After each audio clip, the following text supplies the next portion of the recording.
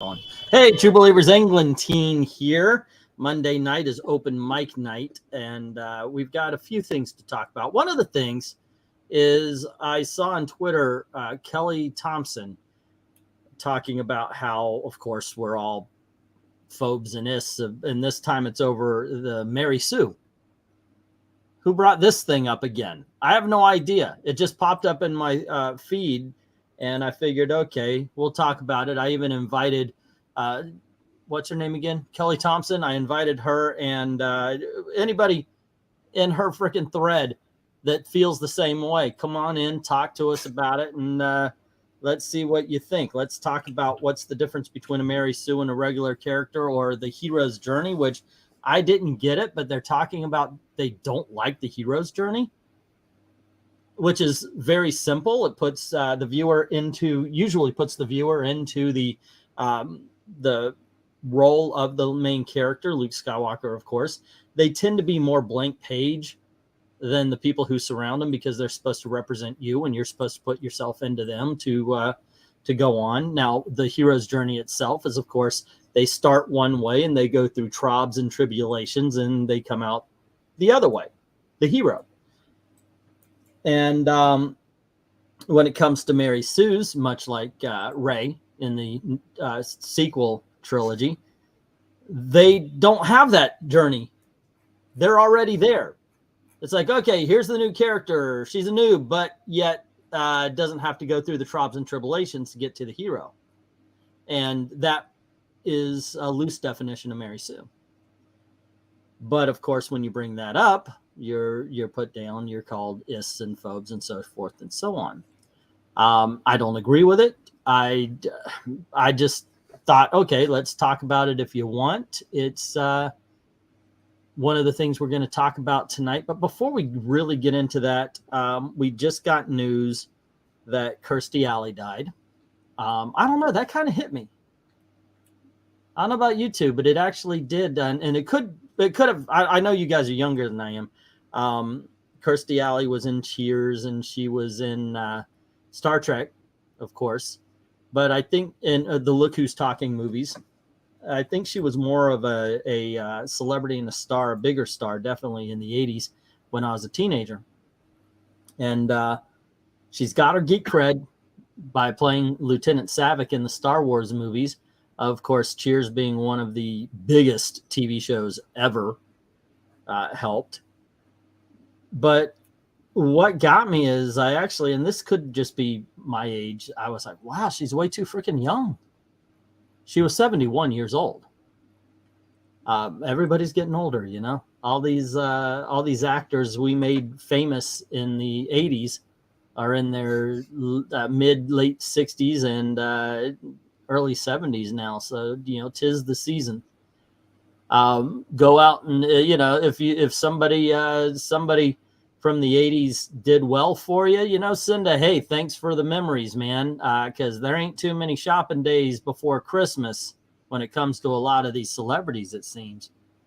I definitely did not have her on my celebrity death list bingo card this time around. Let's see, Maran saying, I remember Kirstie Alley for Saavik, the best Saavik in my humble... Yeah, she was the good Saavik. What's her name from Sex and the City played the bad Saavik in episode 6, or let's see, best looking Vulcan ever. She was pretty hot.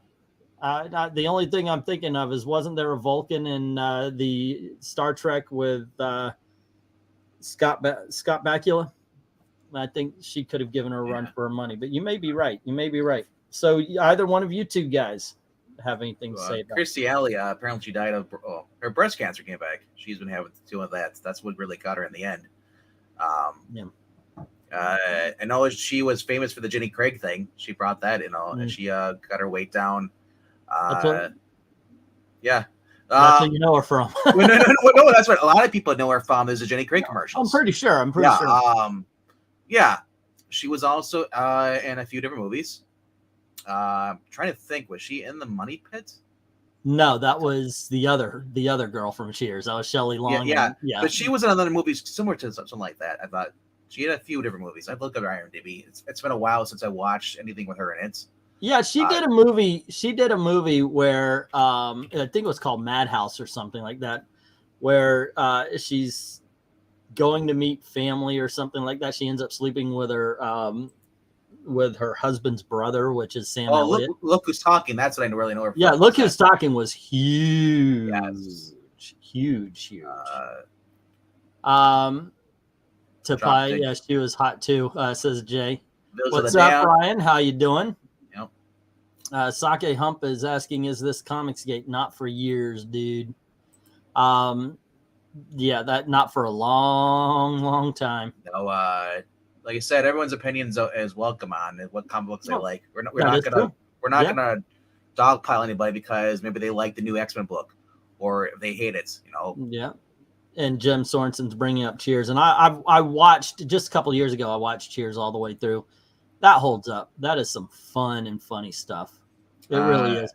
At first, I didn't like Kirstie Alley coming in. Shelley Long just fit the bill. She really did. For the crew that they had, for the cast of characters that they had in Cheers, Shelley Long fit because they needed that kind of stuffy character. But what ended up happening is you get Fraser Crane moving in. All of a sudden, Shelley Long is almost mirrored by Fraser Crane. When Shelley Long left, Fraser filled that, especially when they brought in Lilith, filled that role perfectly. You bring in Kirstie Alley, and all of a sudden Cheers becomes a business. If you remember, Sam sold the bar, but he stayed on as the bartender, and Kirstie Alley worked for the guy who owned Cheers. So yeah, it was a really good show. Yeah. I highly recommend it. Go on ahead and say what you're gonna say. I was gonna say Cheers. I watched it reruns. I didn't remember. I was not that privileged to watch it all the way through. You know, because I'm obviously younger than most people are probably in the chat right now. Mm-hmm. But again, I could be like a little older. It's weird now because I've been on the channel for a while. So whenever I saw Kirstie Alley here, her and Ted Danson, she was very uptight. Her character was.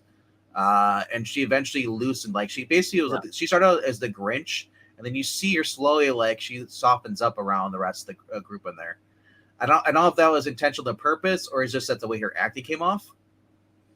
But like I said, overall, she was I thought she was a fine addition to the Cheers when I saw her on there. But like I said, can I take a moment? Hey, Sake Hump. Are you one of the people from the Kelly Thompson thread? If you want to come on and talk about the Mary Sue and everything, of course, we'll talk about that after we talk about Kirstie Alley here. But yeah, if you're from the Kelly Thompson thread and you want to talk, just say so. Welcome. You know, I hope you enjoy the show. I hope you stick around and be a part of the conversation. To answer the question, I am one of the original 4 members of Comicsgate back when it was a what would we call ourselves? A customer revolution? What do you call that? I'm sorry, but I really have lost my ability to speak in some ways. I'm actually talking to Gail about going to see if I had a stroke or a mini stroke, because this memory thing is not fake and it's starting to worry me. What is that? What were we? Because used to say the words all the time. Aficionado? No. There's customer service. No, it's like a little bit of a revolution. What we wanted to do was show people that we were the people who were buying the comics, and we did not like what was going on with the characters. Mostly, my problem, of course, was not giving new characters their own identity, and instead calling these new characters by old characters' names. Yeah. Before, you guys, you were part of that movement before it became all about EVS. Yeah. And just basically saying everything in Marvel and DC comes out sucks. Right. The black pill stuff. Hello to Christopher Barker. What's up? To Hilliam's in the house, and to Disguise asking, how did Kelly stick her foot in the mouth now? We'll go over that in just a second. Some people might be into that. Kirstie Alley's passed away. Yes, she did. 71 years old. It's one of those things. I've got to say this. I'm 52 and I'll be 53 in July next. I really, really don't want to be old. I actually thought about this because it's always put to you as you get older. Do you want to be young again? And my thought is not now. Well, my nostalgia, my romanticization of youth is my youth in the 80s, my youth in the 70s. Me being 20 during 1990 to 2000. I would not change very much, except Gail had me wear a butt ugly mustache. She loved mustaches, and so she had me wear one in my 20s. I wish I could. I mean, that was more of like an 80s, 90s thing. You're basically like a Dale Earnhardt fan. But no. But but the thing is I don't want to be young now. Young people, I'm sorry. I'm going to tell you something. I'm seeing how you guys live. I'm seeing how my daughter lives, how my daughters live. It sucks. I've tried to encourage both of them. Get the fuck out and go meet people. Go do stuff. I swear to gosh, it's how do you not have cricks in your neck? Because it's always this. Gail is falling into that. Good Lord, if I could get her to put her freaking phone down for 5 minutes. You know, I don't want any part of youth today. I want to go back to the 1980s where we could have fun. I want to go back to 1970s where it's like, where are you going? Out. When you be back? Later. And we just roamed wherever and whenever. It seems also that less people were dying back then than they are now. It was just because basically we know survival skills. I joke about how I'm not a tough guy, but the modern day guy makes me feel that way. I've never been a tough guy. I've been in fights here and there, but that's only because sometimes you had to fight. The only thing that's good about being immortal and staying the same age is that after a while, all this nonsense just goes by within a blink of an eye. That's the only good thing. I'll tell you what, years do that. It's like when you're younger, it seems like a year takes forever in a day, and then as you get older, wait, what? Do you remember? Wasn't it yesterday that January we were like, "Ooh, the new Scream movie is out"? I mean, it was just 2 days ago that we were having a freaking hurricane in September. It doesn't seem like that much time has gone by. I don't know. Yeah, I can imagine that being like in the 50s and the first mall, and then in the 80s, the first mall with the food court and all that stuff, and now we're looking at the last mall to be open. Okay, I'm going to say this to all you freaking older people. I'm going to say 2 words, and it'll be strictly nostalgia, and you'll be like, hell yeah, and I want to see the hell yes. Orange Julius.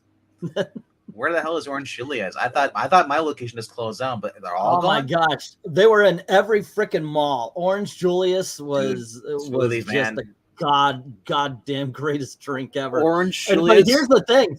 Here's the thing. In the 70s, they would crack an egg into it for you and just blend it right on up.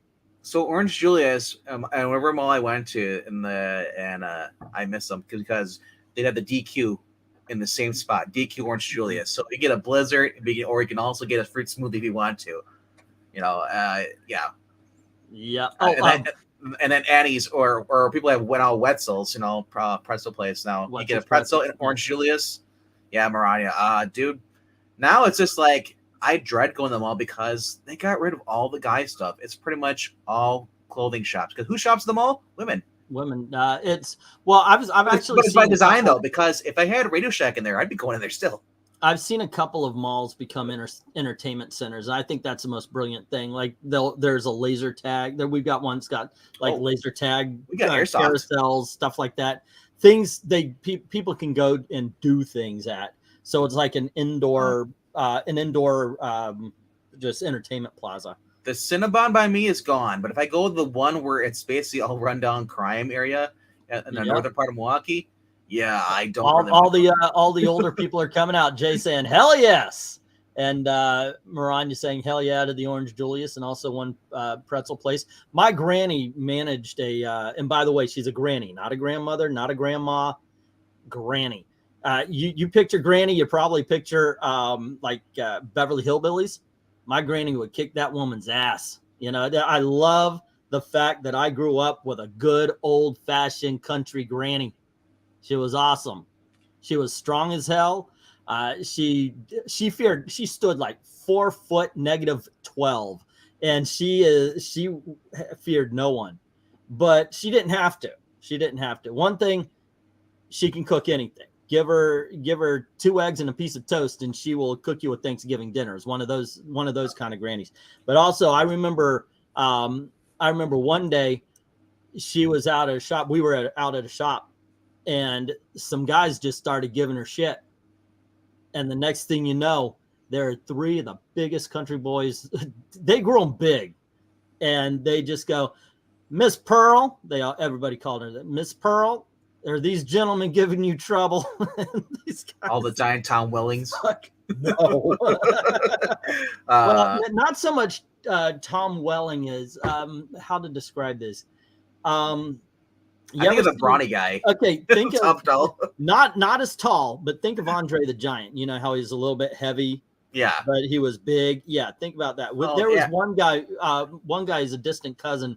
Me and my cousin Chris were afraid of him. We called him the Mountain. Long before frickin' Game of Thrones came around, this guy picked up a 200-pound woman and picked her up over his head, threw her over a pool deck and into the pool. You know how you got that cement part? Like, he was in the grass, picks her up, whoop, and threw her into the pool. We have a shop here. It's called Diamond Jim's, but he's also back in the day he's known as Crazy Jim because he was the guy you saw in Happy Gilmore, the guy with the nail in his head. He's the guy you had to run for your life from if you pissed him off. This guy had short temper, like the drink. But getting back to the whole Cinnabon thing, Cinnabons are gone from my malls, but they're popping up in Kroger's now, microwavable. Yeah, I know. Isn't that funny? It's like, can you even imagine microwave bread? That's what happened to White Castle. White Castle did the same thing. They disappeared. They closed down, and now they're microwavables. Yeah. What? By the way, welcome to Monday. Okay, Monday is our open mic. We talk about anything, and I went to Kelly Thompson. We're talking about the Mary Sue thing. I went to Kelly Thompson's thread, and I put in the link and said, anybody is welcome. If you feel like, okay, wait, you don't agree with our assessment of a Mary Sue or our part of the argument, if you want to be a part of it and get your voice heard, by all means, come right on in. It's fine. I do have rules. Like I do not allow any kind of racism at all. Slurs will get you booted and banned. But everyone's welcome to put their 2 cents in, and it will be respectful. I demand it from the people who are on the show and towards the guests in the chat. Same thing. It will be respectful. I always say, argue the point, not the person. So there you go. If you are listening in and you're like, I don't know if I feel the same way about the Mary Sue. Like, Ray is the perfect character. The hero's journey is a tired trope, and we don't need it. Everybody should start from the point of perfection instead of gain it, which is, by the way, Mary Sue. If you think that's the starting point for a good character instead of learning and growing and facing trobs and tribulations, then by all means, come on in. And if at some miracle of miracles, Kelly, what is her name? Not Kelly Sue DeConnick. What was it? Kelly Thompson is listening, and she wants to come on in, and we'll talk. If you want to talk the Mary Sue, if you want to talk your books, I particularly like Eat the Rich and Nuclear. Wait, no, I'm doing it again, aren't I? I would say if you want to come on and your books, here's Black Widow, right? Yeah, she's Black Widow. Yeah. But I mean, if you're going to come on and promote any books you want to do, please do so. There you go. Not tonight, but I'd say message beforehand. Yeah. Okay. Courteous, heads up, not to just kind of bombard us. Well, yeah. Oh, yeah. I've got come on in. Oh, no, what I really wanted to talk about was my comic. Yeah. Because it derails the stream. I remember Famous. Yeah. Yeah, because I'm just saying, it derails the stream because it makes it all about your comic book. And that's kind of selfish to do that. I mean, there's time and a place to do things. And I understand everybody who wants to make a living, and you should be able to make a living. I support everybody who wants to, but you should never expect anybody like, you know what? Hey, bro, can I come on and talk about my book? Well, it's kind of not the. Well, actually, we did invite a gentleman. I'm just saying, not Noir. By the way, he showed up at our auction. Sure. He bid. He paid. And yeah, I said sure, come on in. So if he wanted to, exactly. But that's beforehand, not just jumping in. But then again, some people are okay with that. He really, but not tonight. I would say not tonight because right now we're just doing some other stuff. But I'm enjoying the I'm chill. I am so freaking chill right now. Yeah. The only problem is I screwed myself over. You guys know I've got this onion allergy, right? Okay, so the real reality of the situation is one of the things I'm not supposed to eat also is garlic, except for garlic's good, man. But so I am suffering a few of the consequences because I had pizza and it had an amount of garlic on top. One of the reasons why I'm freaking chugging water like it's nobody's business. I had this pizza, and by the way, it is gosh darn, it was really good. It's really good pizza. I wish I could say it was like mom and pop's, but it's a chain restaurant called Marco's. I just like their pizza, and I had it. It was like, oh, that's so good. Are you saying Marco's College Pizza? I have no idea. All I know is it was good, and because it had the garlic, it did its job on me, and it knocked me the hell out. And then, of course, wake up and it's we have a place called Marco's. It's a college. It's called Marco's College Pizza, whatever. Yeah, and there's a bunch of them, and they do those college. Yeah. But it's this name college. Marco's Pizza College. Thing like they're going to school everybody else. But they always did the fancy the giant pizza, whatever you want on there, they fold it over for you. I'll tell you what, one thing I used to do is I would go into pizza shops and I would look at the staff before I would order one. And if I saw one guy and he kind of looks like he's from New York, I go, hey. And if I heard yo, or if I heard that accent, that New York accent, I'd be like, okay, I'm eating here. Wow. I did that in Thailand too. I love Thai food. I love Thai food. And so I was very happy with everything I could eat in Thailand, except for after a while, you kind of start craving the familiar. Give me a steak. I went to a steak joint, worst steak in the world. This Japanese restaurant has chili. It was sweeter than freaking cereal. And it had a fried egg on top. So it wasn't exactly what I wanted. And so I said, you know what? I saw pizza joints here. Let's go looking for, and I would go to the pizza joint. There's a Thai guy. I'm like, no, I don't think that's going to do it. Okay. Pizza joint, Thai guy. And then I see this, I'm coming off so racist on this one. I see this European looking guy. He's actually doing a lot of the restaurants in Thailand are open, like open air. They're not like you go into a building. And I see this guy and he's twirling the pizzas. And I walk up and say, excuse me, where are you from? He goes, Italy. And I was like, okay, we're eating here. Yeah. Hey, look, that's the way I am. I'm the same way. Like if I go to a Thai restaurant here, I don't want to go in and see white people running the restaurant. I'm sorry. I'm like that. I go into a Mexican restaurant instead of going to Taco Bell or any chain restaurant. I want to go to a mom and pop's that's owned by a Mexican family. You're going to get natural, good Mexican food. It's like me going to Subway. Oh, there's ingenious people working here. I can't. Indigenous, whatever you call it. Yeah, you said ingenious. I don't know how that. Ingenious. I don't know. Whatever. It's. Yeah. I'll say this though. It is kind of weird and it's coincidence, but I did notice that a lot of the Subways up here and a lot of the gas stations are run by the same people.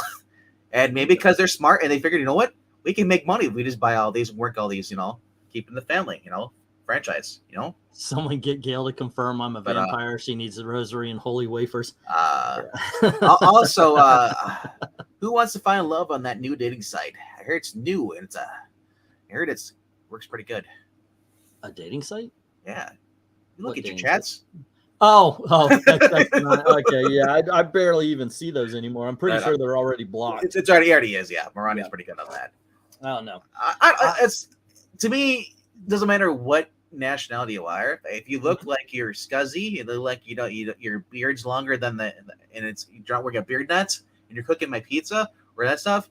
I just don't want any of that in my food. Yeah, I can understand that, but here's the thing. If you look scuzzy and you've got the long hair and you're wearing the net, the whole 9 yards, and you are at a breakfast grill. That's probably the best freaking breakfast you're ever going to have.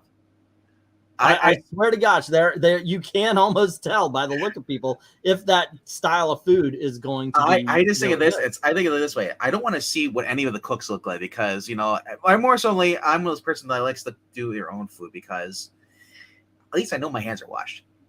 Okay. By the way, Christopher Barker, he's bringing back up Kirstie Alley. Passed away. She's 71 years old. Star Cheers. Of course, she's got her geek cred because of Star Trek. She also did a movie, funny movie called Drop Dead Gorgeous. It starred Kirsten Dunst and Denise Richards. And in a very small role, playing the slut, by the way, is Amy Adams. And it's all about this small town beauty pageant that really takes over the town. It is freaking brilliantly funny. If you ever get a chance to check that out, that's a good call, Chris. That's a good call on that movie. It was funny as seriously. Check it out. And yeah, it's one of those casts that everybody here is going to end up being famous and go big. So, gosh darn. That came out at the same time Kirsten Dunst and Michelle Williams did a film called Dick. And it was about two girls who became friends with Richard Nixon around the time of Watergate. And that's another really, really funny film that nobody talks about anymore. Oh, she was on North and South. Kirstie Alley? Yeah, that was a good miniseries. Also an original The Hitchhiker TV series.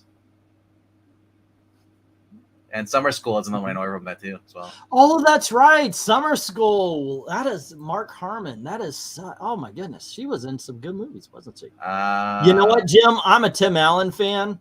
I don't know a lot of people who liked For Richer or Poorer, but I do because I can watch both of them all day long. So yeah, I like that one as well.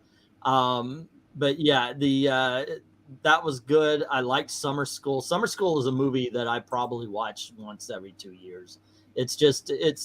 I remember seeing it in theaters, loved it. And it's just such an easy watch. Some of these films, I mean, let's face it, there are more average movies than there are good or bad. And that some of those average films, even though everybody else in the world may have forgotten about them, they could be some of your favorites. There's a football movie starring Keanu Reeves. Didn't blow everybody. Everybody who saw it, I've never heard a bad thing about it, but it didn't exactly blow the roof off the place. It's called The Replacements. So came, went. I got to tell you, I could watch it on a loop. So I figured out what that movie was. It was she was in. That was kind of like the one with Tom Hanks. That one. Mm-hmm. This is called For Richer or Poorer. No, that's different. That would be very much like the movie Tim Allen. We just talked about that, but that's not like Money Pit. That's like in a sense. And for me, in a sense, Sarah Jessica Parker and Hugh Grant did a movie very much like the For Richer or Poorer. But yeah, Money Pit is well, that's what I mean. But I'm just saying, it's just like for me, it was just two actors. That was the main thing, and them going from a difference with the way they're used to living, going to is like anything is going wrong. Yeah, but that's not the Money Pit. Now, Madhouse was one of the ones I was trying to remember the name of, and I believe that's the one with John Larroquette, and I think it's the one where she starts the movie off having an affair with Sam Elliott, and Sam Elliott dies of a heart attack. I think that's that one. Yeah. Joe saying, yeah, The Replacement's underrated movie. It really is. It's good fun film. Seeing Ed Breen was cheating on you by being on another live stream. He does that occasionally. Just rewatched Elf. I swear every year I find jokes in that movie I didn't notice before. I love it. That's a movie I can literally say I love. It was an instant classic for us. So we've watched it once or twice every Christmas, and yeah, I might want to watch that again today. I was going to put on Batman Returns because it's a Christmas movie. So why not? Have fun with that one. But yeah. She was in Dancing with the Stars. Oh, that's yeah. My wife mentioned that. She said that she didn't do too bad. I came onto that show a little bit late.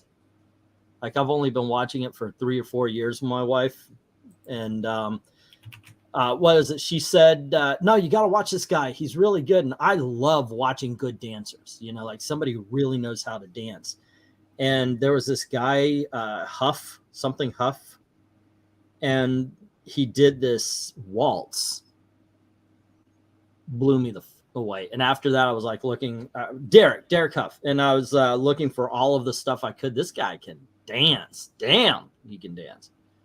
Batman Returns may be a Christmas movie, but it's a disturbing Christmas. Yeah, but it is a Christmas movie. Yeah. Bill Engvall did. He told a story on one of his CDs about being on Dances with the Stars, and he said he really sucked. And the judges knew he really sucked, but he had such a huge fan base that he stayed on for way too long. Let's see, Alistair Sims. Alistair in A Christmas Carol is my go-to on Christmas Eve. Mine is A Charlie Brown Christmas. Like I might watch some films before it, but Charlie Brown Christmas is the last thing I'll watch before I fall asleep on Christmas Eve. That is the greatest Christmas special of all time. So I like to. That is the star on the tree of all the Christmas specials, in my opinion. Let's see. Going ahead. You got something to say there, Black Cat? Yeah, I was gonna say for me that it's Christmas with the Joker. I already saw that. Yeah. Yeah. Christmas with the Joker. Christmas with the Joker. That's actually supposed to be Christmas with the Devil, written by and performed by one of the greatest rock and roll bands of all time. So hot that their drummers continuously explode or just naturally combust. And they go by the name of Spinal Tap. Let's see. I don't know about those judges. Engvall was really good, given that he's better known as one of the funniest comics. He really is funny. I like that. Charlie Brown is E's childhood, literally. No. In all honesty, me and my cousin. I love my cousin to death. Unfortunately, we haven't talked or seen each other in a long time. But my cousin is more like Charlie Brown than I am. Anyone notice that Kite Man's actual name could be Charlie Brown? Yes. Batman versus Charlie Brown. Make it happen, people. But I do know that I look like, if I put on a yellow shirt with a black stripe around it, I would definitely resemble Charlie Brown. But so would my cousin. So it fits. She was in Masked Singer this year. This year? I stopped watching the show for some reason. It just kind of, I liked it for one season and then I was done. I tried to watch the second season. I was like, and I'm off. I think her IMDb went up to like 2020. And that was about it. So. And then she just stopped. That's probably when the cancer really started hitting her. Yep. Yeah. Because what I read on the thing that on their kids release is that it came back, but it was they didn't catch it in time when it came back. So even though they had all the doctors stuff, but dude, she lived a full life. She had kids, she had grandkids. I don't think she's one of those people that was like, I mean, obviously when we die, we are like, I hope we have unfinished business. We want take care of it. But from the looks of it, it seemed like she had a loving family, loving husband, all that stuff.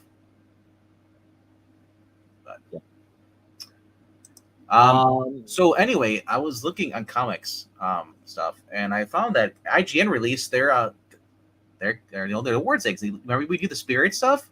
Yeah. So what does IGN have to say about the awards? Check the private chat. That's okay, give me just a second. Drop the link in there for you. They released the nominees today. Okay, just a second. Where am I trying to find here? It's in stream your private chat. Okay. I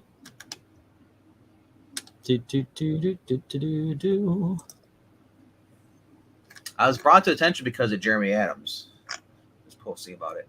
So I usually don't pay attention to IGN. IGN is just like, eh. Sometimes it's fun. Sometimes it's like, okay, I just didn't need to see that. Okay, so private chat, graphic novel, the IGN awards. Let's see what goes on here. These are just the nominees so far for best Okay. best comic and graphic novel. Best comic book and graphic novel. That shows they have a lot of Just for the year. respect. Okay, just for this year. Okay, we can see it. Everybody can see it. Yep. Okay, so Action Comics. All right, I'm good. Action Comics was pretty hot this year. Then we've got Clementine, book 1. Alrighty. Ducks, 2 years in the oil and sand. You may Kate Beaton for her long-running, highly acclaimed webcomic Hark, a Vagrant. I don't know what this is. I've never heard of it. It's an indie book. Fantastic Four, Full Circle. Is this the one with the first graphic novel, Rise Out of Marvels, and Abrams' book, A New Partnership, is one that pays loving homage to Lee and Kirby. It's also first graphic novel to be both written and illustrated by Alex Ross. And it takes the opportunity to push the iconic style in bold new directions. Yeah, a lot of people spoke very well about this book. And then we've got The Flash. DC hasn't been necessarily kind to Wally West in recent years, between being wiped out of existence during New 52, becoming a murderer, and that awesome story, Heroes in Crisis. Wally has been in sore need of redemption. Fortunately, that's exactly what writer Jeremy Adams has been doing in the pages of The Flash. The series has been completely revamped and revitalized since DC's launched its Infinite Frontier initiative in 2021. I remember, it's kind of funny because what was that? The Future's End, or what it was called? Yeah. That pissed so many people off, but they're giving him redemption here, allowing Adams to craft truly winning combination of high concept adventure and heartwarming Flash family dynamics. This is the best the series has been since the day of Flash luminaries, Mark Waid and Jeff Johns. I agree. Immortal X-Men. Now, I got to tell you something. And here is my big confession. I realized I haven't read comics this year. I do not. I just haven't. I've read a comic book here and there, but I really haven't read a series of comics. And so the last I've read of X-Men, I almost refuse to believe any X-Men could be good at this point. I hope this is true. It'd be good to know. X fans could be forgiven for feeling nervous when head of X. Well, fuck this. What the fuck just happened? Okay.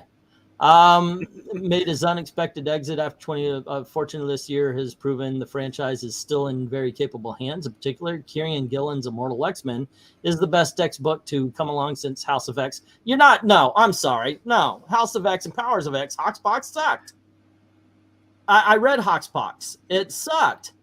I was like, okay, I'm done. I'm done with the whole fucking thing. I'm sorry, you made the X-Men into worldwide freaking terrorists. I was done. Yeah, I'm out.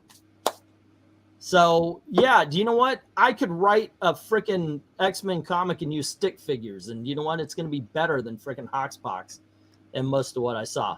I don't know. Nice House on the Lake. Good, strong story. I think, though, it really, this is a story that needs an ending, though. The Night Eaters and She Eats the Night. And this is Marjorie Liu. Wasn't she the Monstrous? Yeah, okay. Monstrous has been awards darling for years.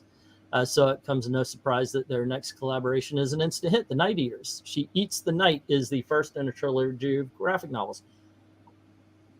And it centers around Chinese-American twins. How about we just say twins? Or we stop trying to make non-white people feel a little bit less about their being an American. Millie and Billy and their overbearing parents, Ippo and Keon, what initially seems like a traditional haunted house tale, instead becomes something far more ambitious and character-driven. This graphic novel lays a strong foundation for the trilogy, but it's a compelling and beautiful rendered family drama. Okay, that sounds good. Oh, I've been wanting to read this, public domain. I've been enjoying it. Yeah? Chip Zdarsky remained one of the most superhuman prolific creators in the industry this year, including managing a rare feat of writing both Daredevil and Batman at the same time. But somehow Zdarsky has also found time to both write and draw. This engrossing creator-owned series, public domain, is very much a comic book about the comic book industry itself. Oh, okay.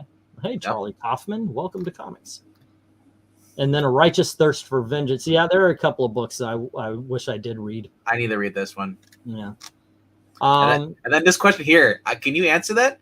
Which superhero comic book franchise had the best overall quality in 2022? Superman, Spider-Man, Batman, X-Men, Justice League, The Avengers, or Spawn? Well, I look, and if I were to pick out of all of these, overall, shit. I know. Batman had a strong run when Zdarsky took over. Yeah. Okay, well, here's the thing. Spider-Man ended well under... hold on. They say franchise. See, that's why at first I was like, oh, Batman, because, yeah, Detective Overall. and Batman... Let me finish. Detective and Batman were strong. However, we got 1,018 miniseries that were just levels of suck.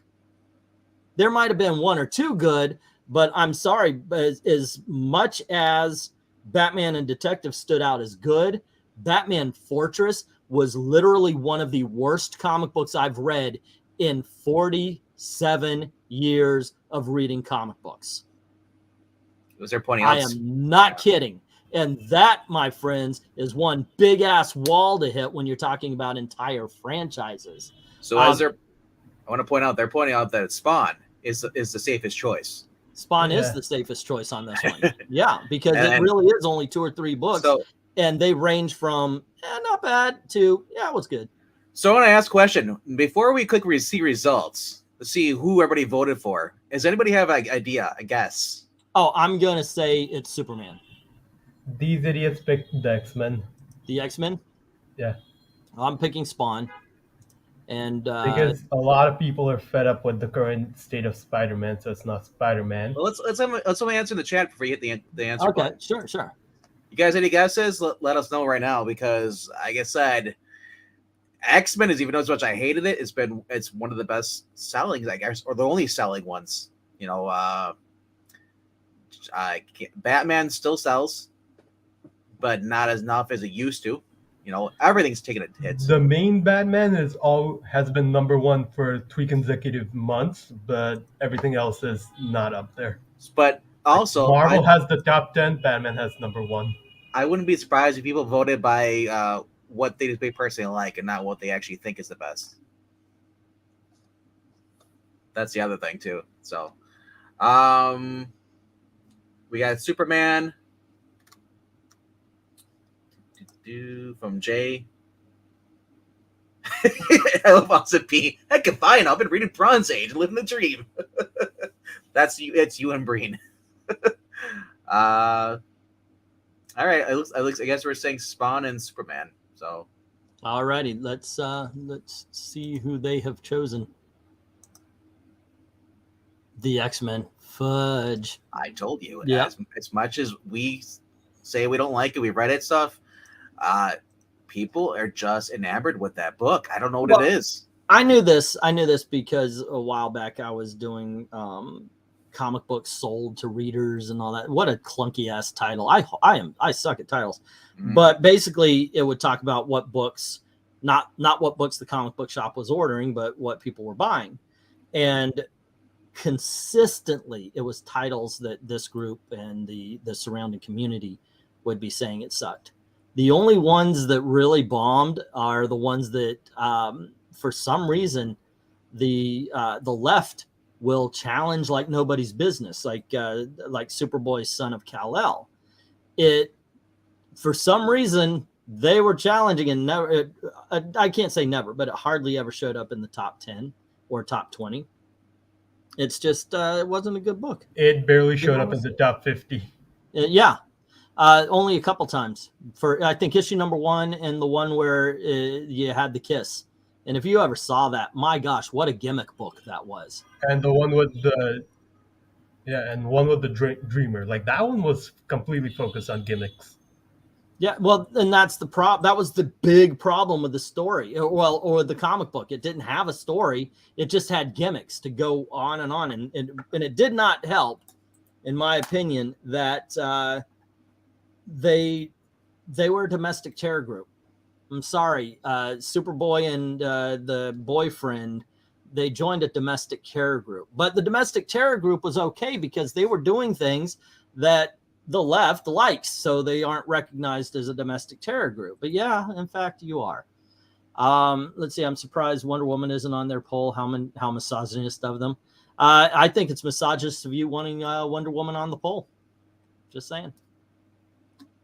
Let's see. At least Spawn isn't at the bottom. X-Men was chosen because it checks all the boxes. Well, it does have a little girl jamming a knife into somebody's neck because they don't believe in climate change. It's the Justice League and Avengers at the bottom, says Ahsoka. Yeah, there you go. I don't know. Look, we understood. This is something that's been going on for quite a while. There was a time, actually, though, in those sales during Rebirth, and it was before Bendis came all over DC, that DC was actually kicking ass. DC would consistently trounce Marvel. They were telling great stories. Aquaman would show up in the top 20. So would Green Lantern. All these books, all these heroes that don't get books now because for some reason some jackass at the top thinks that nobody wants to read about them, were consistently selling in the top 20. Go figure. You start writing bad books, people are gonna they're gonna flinch, and they're gonna go and they're gonna be like, no, you know what? I don't want to get this because the last time I read it, it was shit. That's because they have terrible writers now. So you want to know who stupid IGN is? They're like best anime of 2022. Where's My Hero Academia?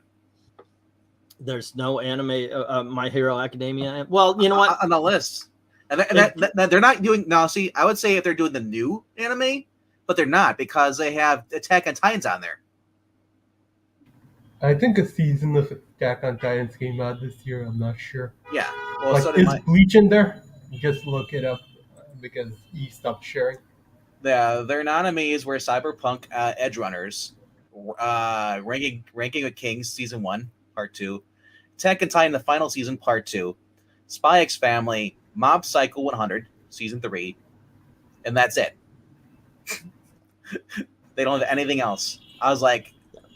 So no Return of Bleach, all right? And it's by IGN staff, so they don't even have the guts to put the person who wrote the article's name on there. It's just IGN staff. Yeah.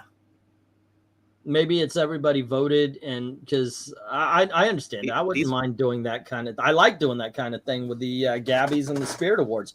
Let you guys pick the nominees. Let you guys pick the winners out of those nominees.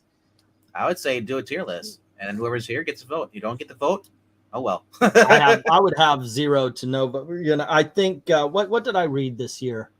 What did I read this year? You read the X-Men Legends. I read the X-Men Legends. I read the Ant-Man. I've read Just Society. The Just Society book. Girl.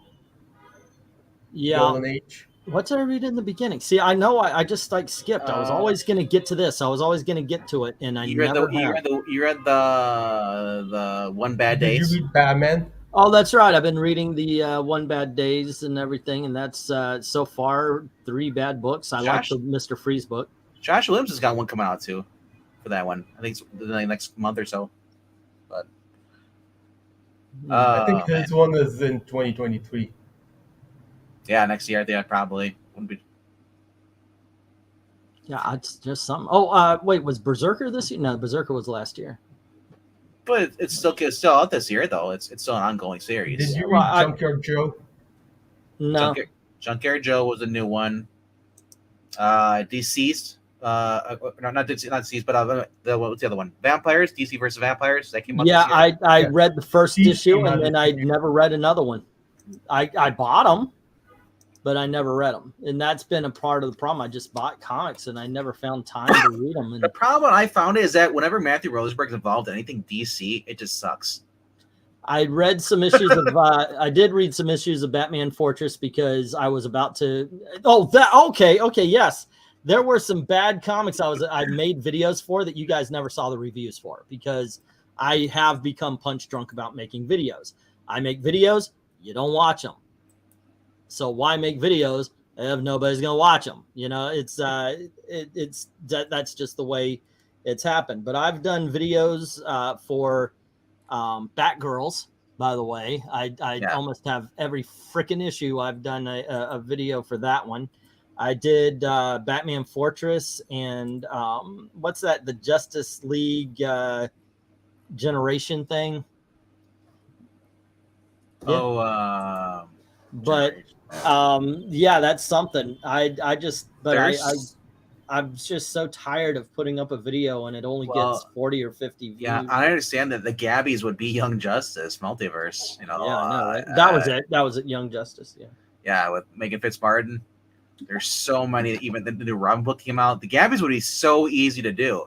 The problem with the Spirit Awards is that there's only so many few books that are actually good, and then it all depends on by who's reading and who's reading what. Not everybody a lot of us. I purposely read the books that I like. I continue reading that. I rarely try new books. And then it said, so when it comes to like, oh, which books are the worst? It's like, well, I kind of avoid those, man. I'm not dumb. I'm not going to spend my money on. But I'm trying to think of ones that I bought, I spent money on that I just ended up hating. I mean, I'd have to go back and look at my reviews on my channel. That's all I can remember. Oh, just to show you something here. I've had this brought up for a week now because I was going to do a video, like kind of a reading of it and go over, because it's Christmas time. Yeah. So I just was looking for Christmas issues and I've never read before. And this one is from the Superboy. Who's the writer? Yeah, but it is Paul Kupperberg. And nice. So I have this and I'm like, yeah, I'm going to make a video. And I actually, it's like I said, it's like, no, not today. I've actually gotten to the point where it's like I just step up to the mic now and I'm like, no, it's okay. It'd be cool to read that, but you could also have like the song, Christmas song playing in the background. Yeah, actually, I've got public domain Christmas music that I can play under it. So, yeah, I thought about that as well. And it's kind of weird to feel this way because I used to be on freaking YouTube 24/7 making videos and everything. I hate this feeling. Yeah. So. Oh, and I also have this one. Let me share it here. I also have this one raring to go, and I was wondering if I could invite you guys along because I thought it might be fun. I would recommend us buy helium balloons first. Yeah, we're talking to Trusty about the other night. Yeah, we do Alvin's First Christmas, and we do the Alvin and the Chipmunk. We could do a reading on it. I think that'd be a lot of fun. So I've got this ready to go. I only remember the actual song. I thought there was actually wasn't the cartoon wasn't there a Christmas cartoon? Yeah, and of course the song. It was part of it too. Yes. We just want a hula hoop. I think that would be a lot of fun. Yeah. You know, I like doing those cartoon comics, especially during Christmas time, the Archies and all that kind of stuff. Looking forward to holiday readings. The selections you guys did last year were hilarious. I'm also, by the way, what I have been doing. Hold on just a sec. Let me show you. Did they ever show his name was Dave, right? His guy. Yeah, Dave. Yeah. In the cartoon series, did they ever show his face, or was he always cut off on the top? No, they showed it. I can't remember. Yeah. I'm so used to watching Snoopy, it's like I always get those confused. Now, one thing I've been doing, it's taken a long time though. This is a reading that we did for Walt Disney comic, Walt Disney Christmas. Oh, that's a long time ago. Yeah, it was last year. Last year or the year before. Well, that's a long time ago. It's a year ago. Right. Well, yeah. But the thing is what I've been doing is I've been going through and I'm removing the pauses and the silence because sometimes we would do it off the cuff. So we didn't really have people, okay, who's reading this part? Who's reading that part? So I was going through and I'm cutting out the part where we're waiting for the next person to speak. So it's a little bit shorter and it runs a lot smoother. And I'm going to put those on the other channel on Old Man Comics. Yeah, so, naturally that happens. Like I said, like when Pixel and I get the ratings, I always tell them, show your screen and let the person who's reading them show the picture of what their person there looks like, so they know what, like, when it comes up. Oh, hey, that's me. You know, I understand that some people have forgetful memory. Nothing against you, but some people are just not. They have to write things down, and then you have to constantly do it over again. The visuals, they forget the roles, especially if it's a small like. Who are you? Oh, I'm that little cow that's in there, and like. Well, okay. the first reading here's a little behind the scenes thing. When we did our readings, before we would start, I would go through the comic and I would list all the parts, and then we would find a reader. But by the time we got to it, somebody might forget, so there's a quiet part. But I like doing these Christmas things. My favorite part is when you describe a character, you wouldn't be shown the screen. It's like, you're the guy in green. Yeah. What guy? Hey, Man of Action, what's going on? No, actually, Man of Action, Kirstie Alley died of cancer. Yeah. So she did not kill herself. Yeah. As a Gen Zer, Alvin and the Chipmunks is something I tend to avoid. Those dang movies were so annoying. Yep. I don't like the CG movies. I prefer the cartoon series. Oh, by the way, we are going to be doing the top 10, but not just top 10, but I'm going to be doing a list of 2022's movies, and we will do the tier list of superhero films and comic book movies. I'm watching Paper Girls this week, so I want to be caught up on everything that came out comic book wise this year. I'm excited. Not genre wise, because I'm thinking comics, things that were based on the comics itself. So I'm at that age where I'm like, when I was a kid, oh, I couldn't wait for Christmas. Now I'm at the age like, hey, my show's coming back on Netflix on December 21st. Screw Christmas. I want to watch my show. R.I.P. to my favorite bar owner from the 1980s. Yeah. All of a sudden, I feel like I'm in an echo. Is that? Oh, that was what was going on. That is so cool. I put the bottle right next to the microphone, and it was picking. That is so weird. Okay, is it doing it? No. Oh, wow, that's an interesting sound. No, it is only in my. You guys, I am so talking about something I can hear. So he's losing it. Yeah, I know, right? Okay, hold on just a second. See if it works. Put that next to the microphone without it sounding. And I don't know if you guys can hear an echo now, but that was what was going on with me. But that's okay, anything kind of weird. I'm on drugs. No, I'm not. All right. You should be though, in Florida. So, ladies and gentlemen, medications. I know we lost a few viewers. We were up in the 20s, and then we started talking about comics on a fucking comic book channel, and we lost like 8 viewers. But if you are new here, welcome to Monday. Monday is open mic. We talk about whatever the hell we want. We always start off with a topic, which we did. We paid our respects to Kirstie Alley. Also, by the way, since we're talking about Kirstie Alley, allow me to say what I said on Twitter. Rest in peace, Bob. And please say hello to Mr. Hooper for me. Bob McGrath passed away. Bob McGrath is probably been a friend to damn near everybody here. 47 seasons, man. Yeah, he has been on since season 1 of Sesame Street. So I do not have a clear memory of what he did for the last 10 years. Obviously, my daughters are in their mid-20s at this point. But he was there for you. He was there for you, and he was there for your kids. If like me, you're that old. Did you know he was 35 years old when he first started in 1967? I do now because I know how old he is. I never thought about that. Him and Mr. Hooper, those were the people in our neighborhood. Yeah. I'll tell you what. Now, I hope modern day Sesame Street can show him the respect that. Yes. Let me finish, please. I hope that they can show him the respect that they showed Mr. Hooper back when I was a child. Mr. Hooper was a great lesson, and I love Sesame Street for doing this.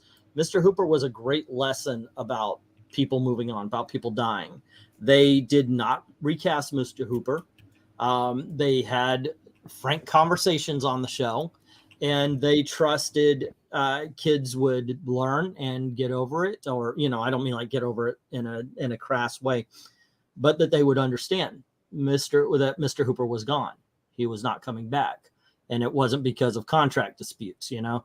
And I do remember the episode when they explained that Mr. Hooper died to Big Bird, and it was just tears. And that's the way I felt, because, you know, I was of that age. I was of the Sesame Street age when that happened, and it was something that stuck with me, and for all of my years. So I thought that was really good, and I hope that the people who are in charge of Sesame Street right now can put aside the wokeness, the bullshit that they usually pass on to people. Don't make it political. Don't do anything woke. Be straight up and talk about how Bob died, and that he will never be coming back, and that he loved you all, and that he was there for you. And that's all that needs to be said. And I pray that Sesame Street will handle this properly. I expect them to add on some sort of woke politic to it, but I don't know. Or maybe they won't, because he's a straight white male. I want them to. Okay. What? Yeah. But there you go. Taking on your little thing instead of playing pay respects, I would be grateful when they played respect to Louise, who Emilio Delgado, who was on there. He recently passed away early this year. You know, right around the same age, actually, if not a little older. So no, I mean, they're not. I don't see them paying respects. Maybe a tweet. That's about it. And ironic, Hooper passed away, and basically the correct time period, because we didn't care about his politics. You cared about the person. I think Gen X, I think we were the last generation that had that kind of honesty, which is weird, because so much, hold on just a second. So much is available now, so much information, so much you can see, everybody is connected now, and yet it seems like a lot of stuff is false.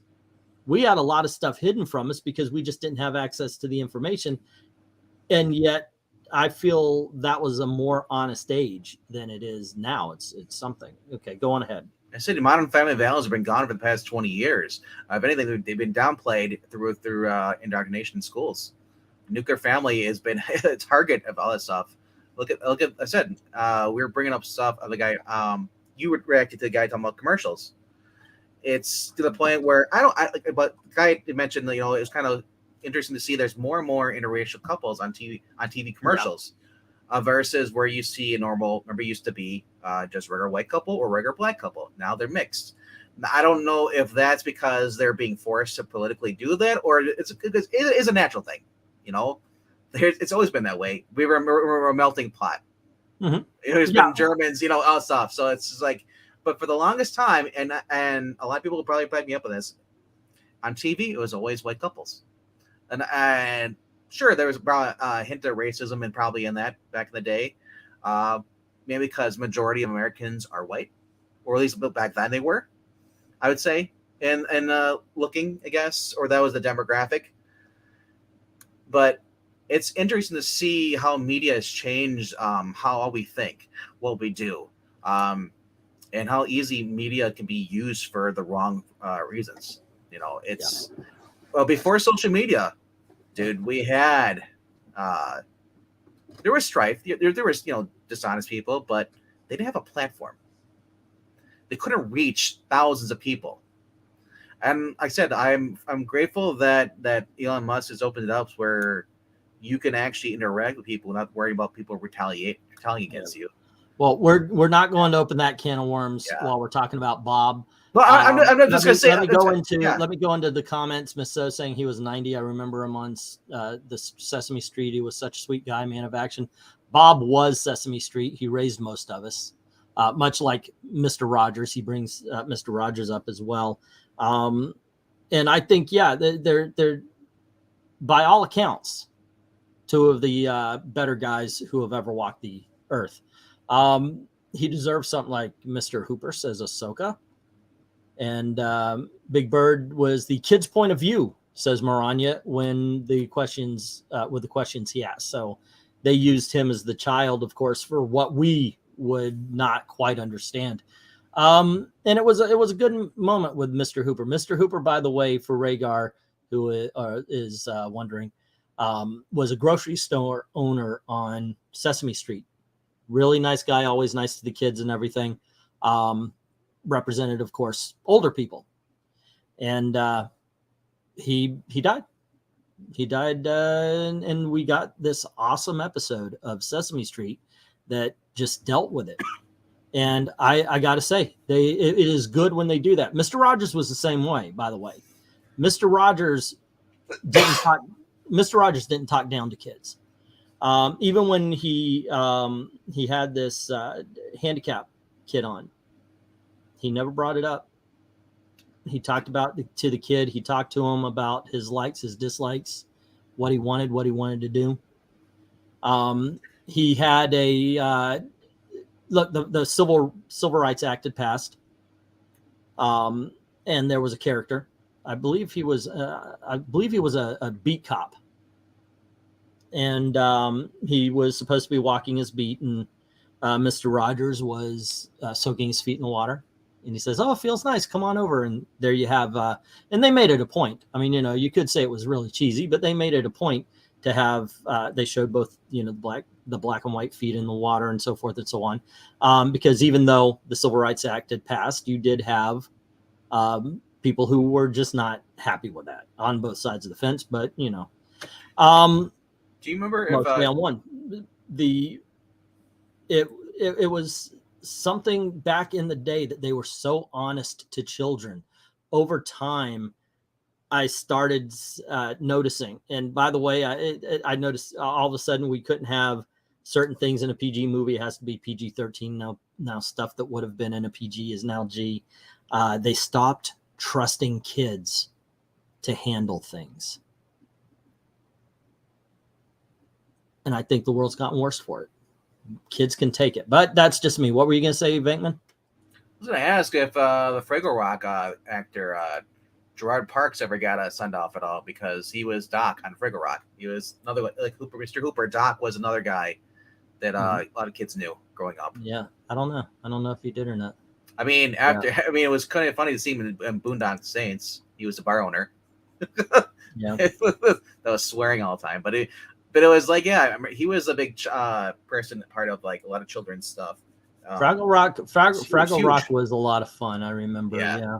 Ahsoka saying I wouldn't be surprised if they didn't even pay respects, and that might be like they might not even think the kids can handle it. So, Gen Z had some of that honesty. Oh man, okay, I read that one. I'd forgotten all about Mr. Hooper. Nowadays, you get more recognition in CNN when you're dead than you do like the show that you probably run.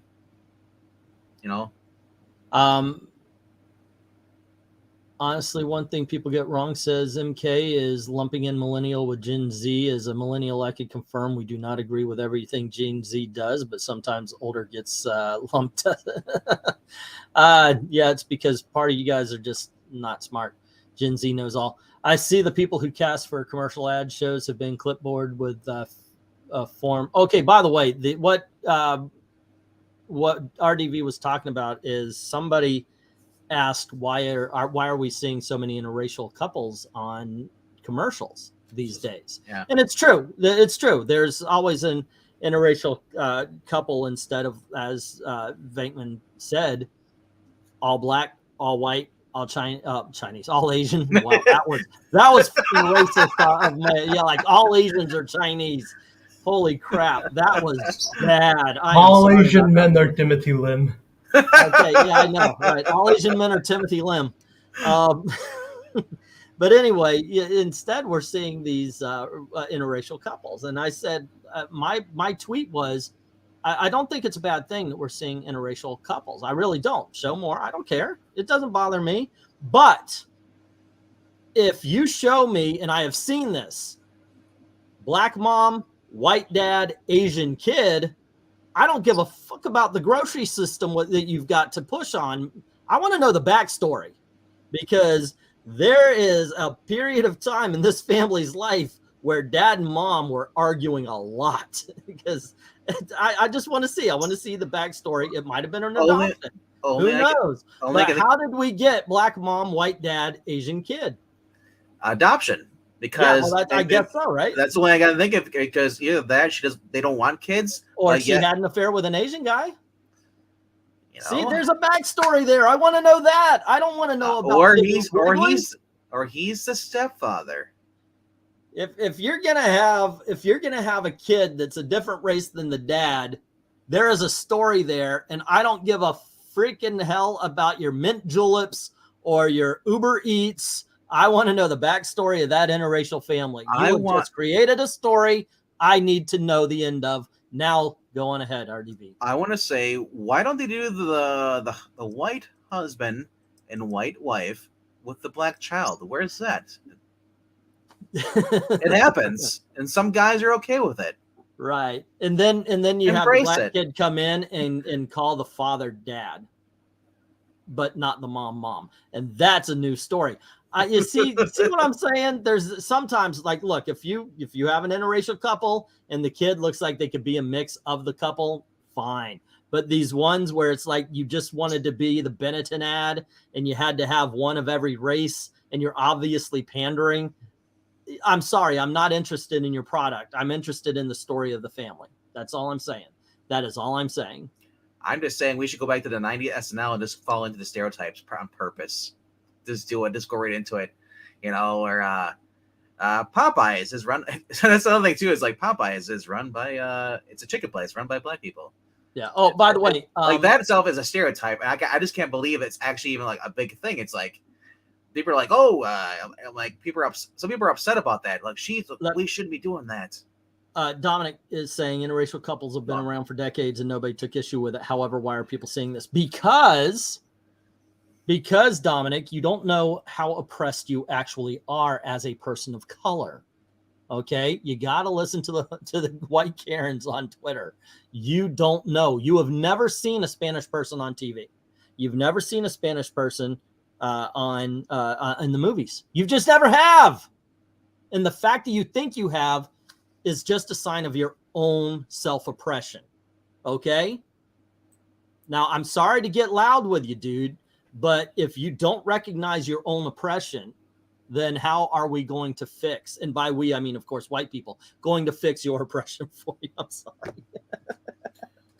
I'm sorry. I can't. Twitter sucks. I'm just saying. I agree with them, though. Why is it such a big deal now? Why is it? Because I've been in interracial relationships. It was not a big freaking deal. I didn't, oh my gosh, it was so okay, when you take it to the 80s and you're still saying it's racist, I got to call you're full of shit. Okay? Nobody gave a fuck that I was dating a black girl. Nobody gave a fuck that I dated Latina chicks or Latina chicks, not Latino chicks, Latina. Nobody gave a fuck about it. No one. Okay. You know what? You know who gave a fuck? Black guys. And surprisingly, a black friend of mine that was dating a white girl, he actually had words with me because I was dating a black girl. And I was like, what the fuck are you talking about? He goes, nah, you can't do that, man. Nah, I don't, it just ain't right.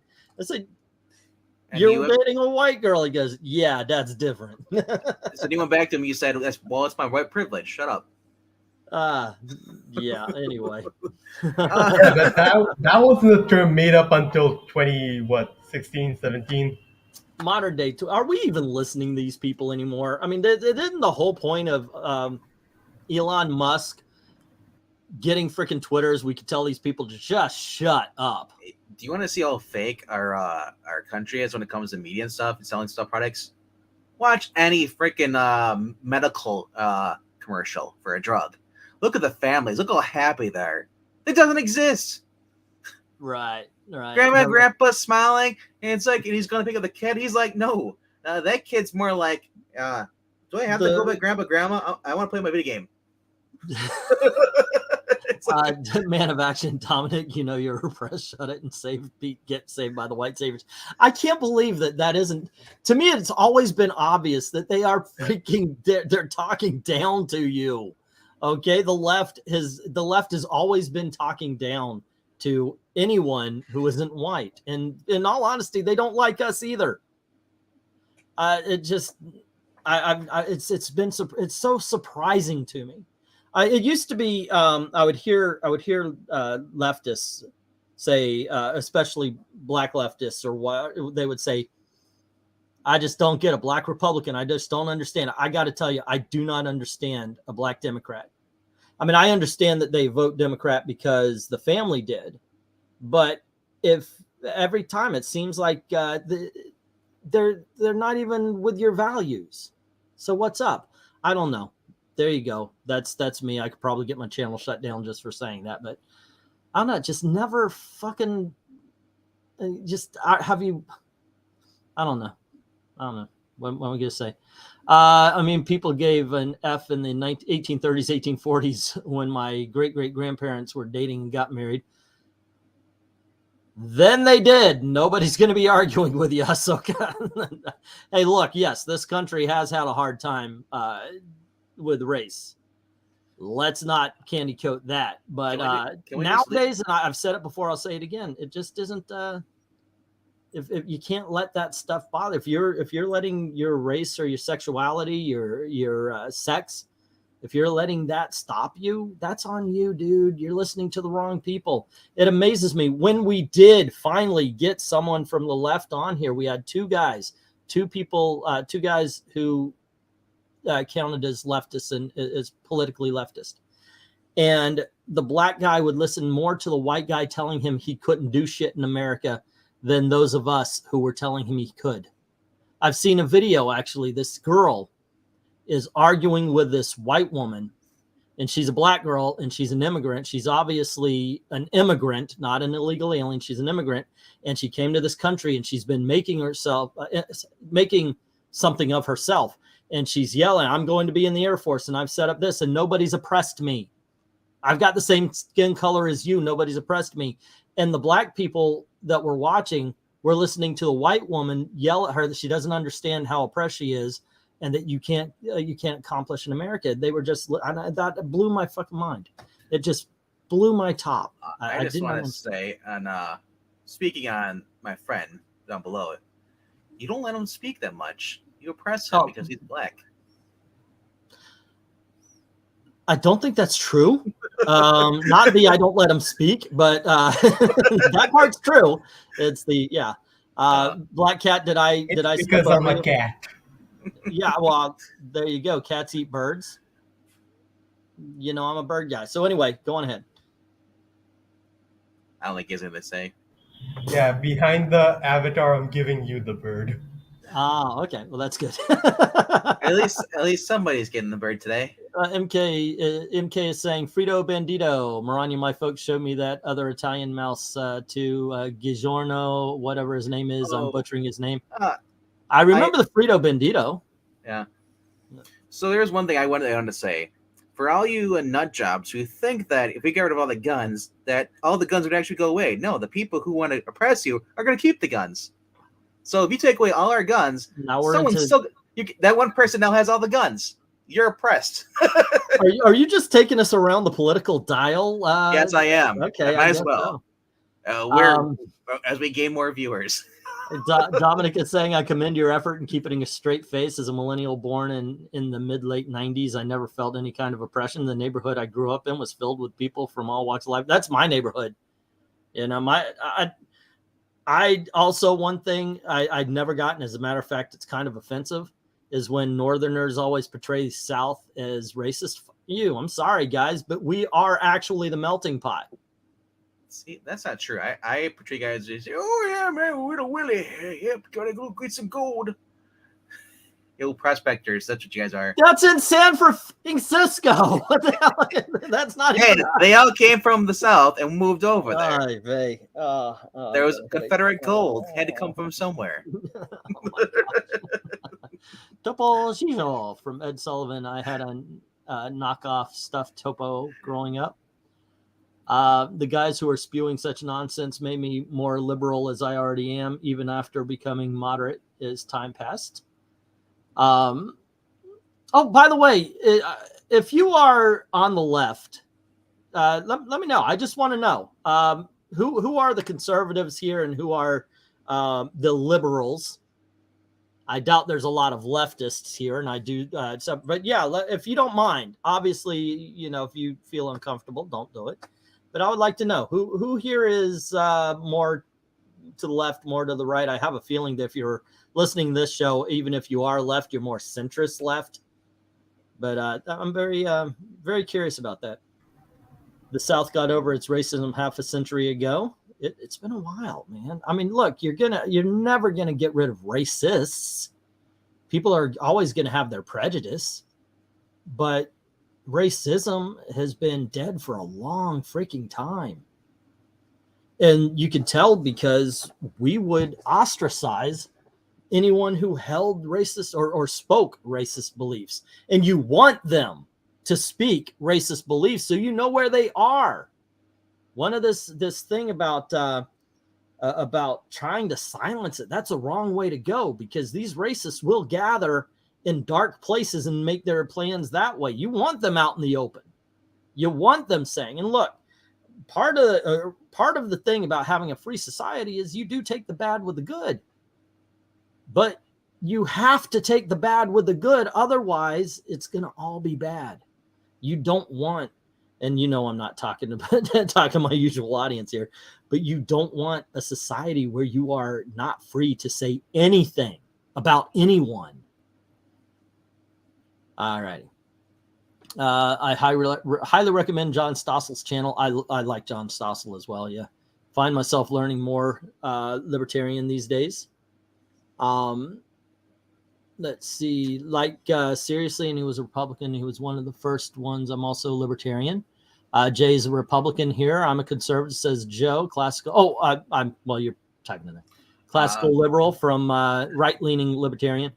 I'm kind of the same way. I do hold some liberal beliefs, and but I'm a Trump supporter, so I've definitely got conservative. I will more than likely err on a conservative side, because conservative tends to be the side of freedom, and I will always err on the side of freedom.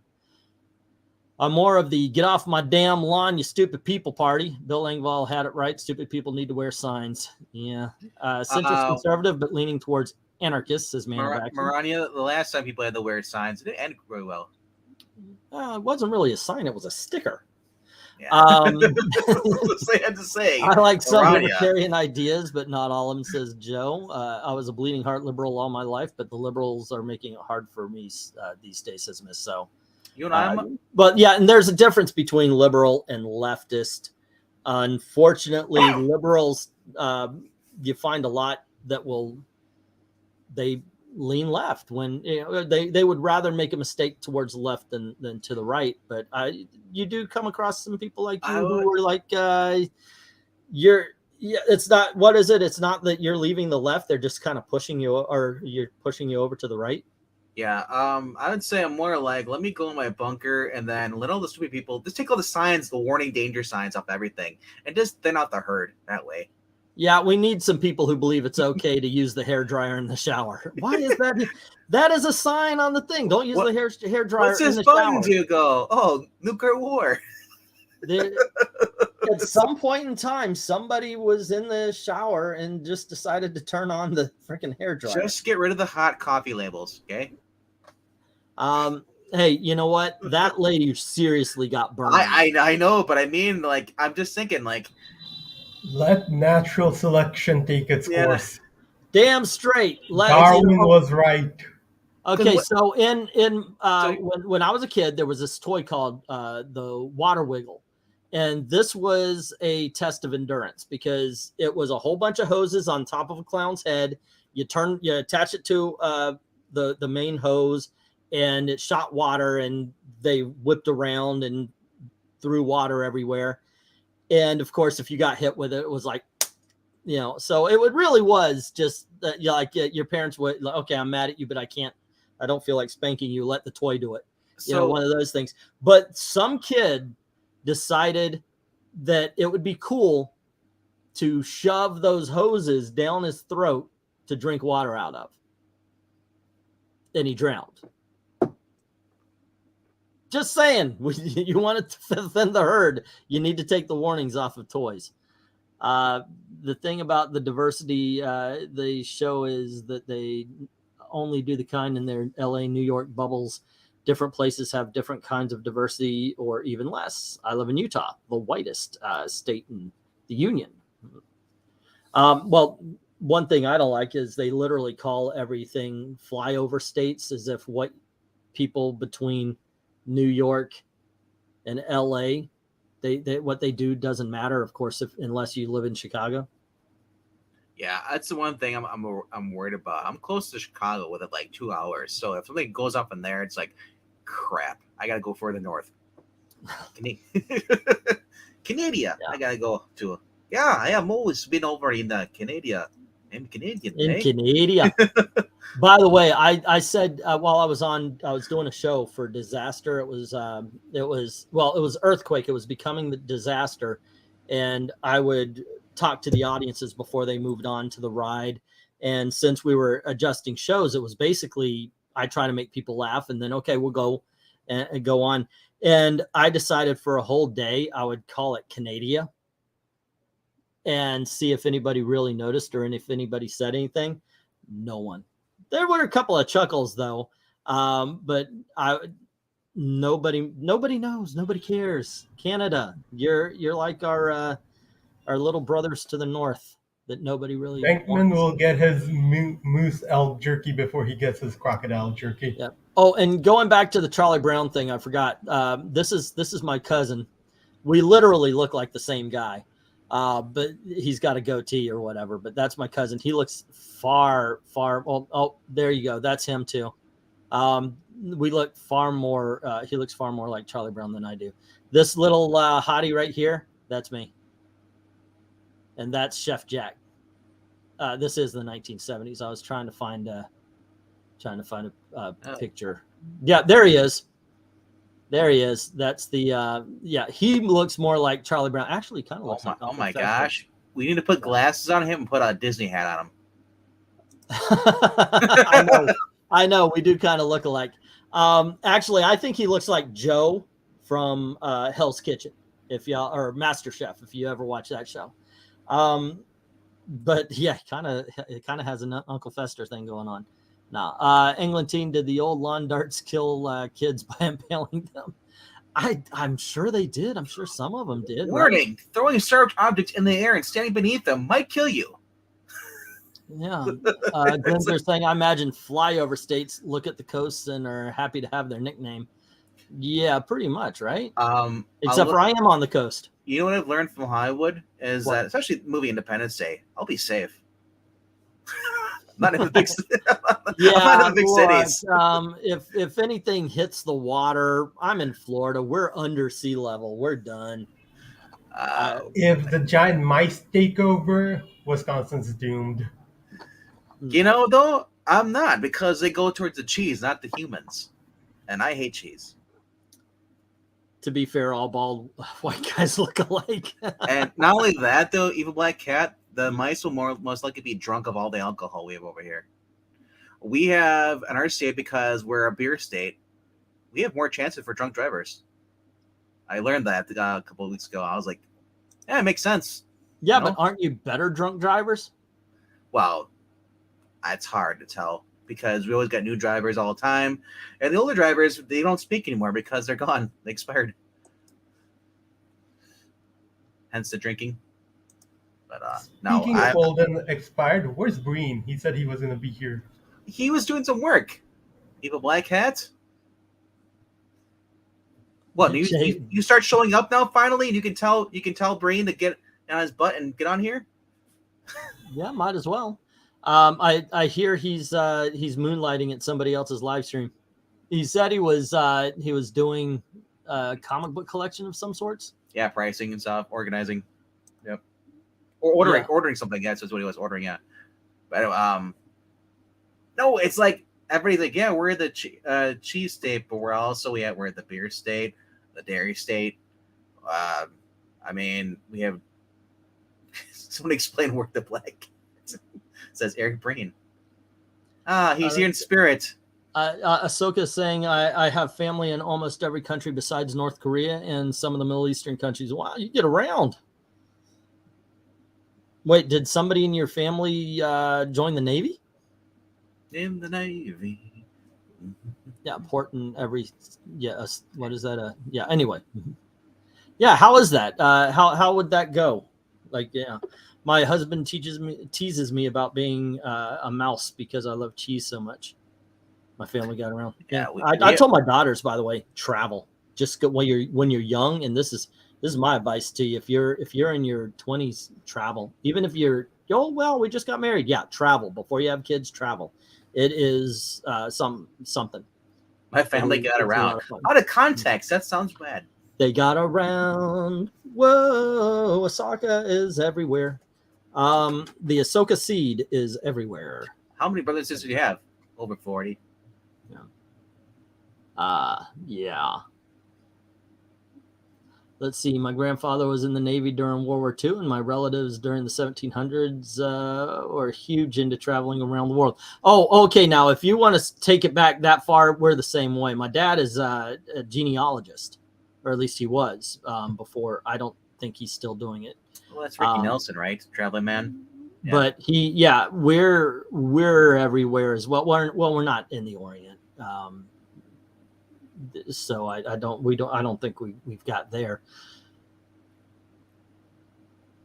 We might, but I don't think we do. But definitely on the European side. So I don't know. Anywho, let's change the subject before it gets way too personal and awkward. Before he starts doing slideshows, guys. Oh no, I'm going to show you. You want to see some? These are the hot legs that Rod Stewart actually sang about. By the way, right here. Yeah, there you go. We were on a vacation, by the way, and we were not allowed to sleep. I mean, that angle makes it look like you have a mullet going there. Dude, guess why it looks like I had a mullet? Yeah, actually it was supposed to be feathered, and it was more of a rat tail that kind of grew out. But well, yeah. It looks worse because you have the tree line behind you, so it looks like it's further out, more prominence. Yeah, that might have actually been a tree. Yeah, that's actually a tree that you're seeing. Yeah. Yeah, I know it's a tree line behind. I think this picture I was gonna work at Disney, so I had to cut my hair short at that point. That was actually the picture where you were forced to go and get up early and held hostage. Oh, I hated that time so much. In Florida. It was 1987, I guess, because that was the Motley Crue concert. So yeah, I was about to go work at Disney, so I cut my hair and everything. But yeah, I've shown the slides. I've shown the slides before, and by gosh, I'll do it again. 3, 2, 1. And hello to Eric Breen. How you doing, sir? I'm all right. A little lighter in the wallet. I'm all right. Nobody worry about me. All righty, I gotta ask though, did you see a moth fly out when you opened the wallet? Are you kidding me? There's nothing left in it after paying a gas and electric bill. I wasn't happy. I looked up some stuff last week, and the two things I wanted the most were gone. How dare people buy from my comic shop when I'm getting ready to buy? I was thinking you were talking about dignity and respect. Peace and sanity. No, that flew away years ago. Peace and sanity is what we always want. But I did hear you say that you mentioned live streaming. I actually did get a DM from someone who I've wanted to talk to for a couple of years. Yeah. Called and said, if I want to do a live stream about the shooter era. So I said, sure. And Well, it's Clint Stoker from Sweetcast. uh-huh. I said so. I don't know when it'll be, but I said I've always kind of liked him because I was his like 5th subscriber when he first started out, and I've never met him, so I thought it'd be fun. Yeah. Tell us when it is, and let us link to it and all that kind of stuff. That would be cool. I will. That will be a lot of fun, I think. Where did it go? Did I? No. Yeah, I did. Huh. Okay. All right. Anywho, I talked to myself for a while. Is beer cheese soup a thing? Yes. Yes, it is. We used to have it every year at the Canada restaurant in Epcot. It's so good. I thought Breen spent money on comics. I know, right? When you told us that, I did. That's the thing. I didn't order from my comic shop, so I said that's why I'm lighter in the wallet. Okay. Do you have books to show off? They don't get here that quick. Oh! You made an order. So. Yeah. I was doing the order tonight. Well, I'm gonna wait till Christmas Eve to get them, and I'm gonna do my every 6 month, only this time every 12-month video. Christmas. I have done videos the last 2 years on Christmas Eve, so that's Eric, do that again this year. Eric, if you're gonna order, you gotta order from Speedy Delivery. No, I want it not to come in. Well, Jerry will be sitting on them for a couple weeks, but I hope not. Huh. Yeah, that's true. They would be They'll squashed. flatten them out. Yeah, they're near to us. Takes a whole new meaning of pressing comic books. Yeah. Years, we all will be together. And hello to Ash on Comics, who we will be talking about The Boys later on tonight. Yeah, that's in like 20 minutes. Where? Yep. On Ash on Comics channel. Oh wow, it's almost midnight. My family should be getting back Ash on to the channel? Oh, yeah. Kat VENKMAN talks about Boys every chance he gets. Ah. I mean, why would you not? Backstreet Boys, all those guys. Hey. Absolutely. Because I suffer from something called heterosexuality. You're suffering? If you're suffering, maybe you're doing it wrong. Have you seen the crazed women right now? God, I think. Are you sure they're women? Don't label them. You don't know. There goes you adding to my point. Hey. Just as long as you go from behind, you're fine, right? Dude, you may be doing things wrong. Dang it! This whole entire time, I'm gonna say. Why didn't you say something before? He's either doing things wrong, or we need to bring back phrasing. Yeah, that is just weird. So weird, also wild, crazy. I was also watching the team you care about once every couple of years come back from 13 down in the last 5 minutes to win the last play of the game. Wait, the Bucks? Yeah. Huh. It's kind of not surprising because it was Andy Dalton, and I don't think he's won a primetime game in his career. So if anybody could blow a 13-point lead in 5 minutes, Andy Dalton's your guy. Wow.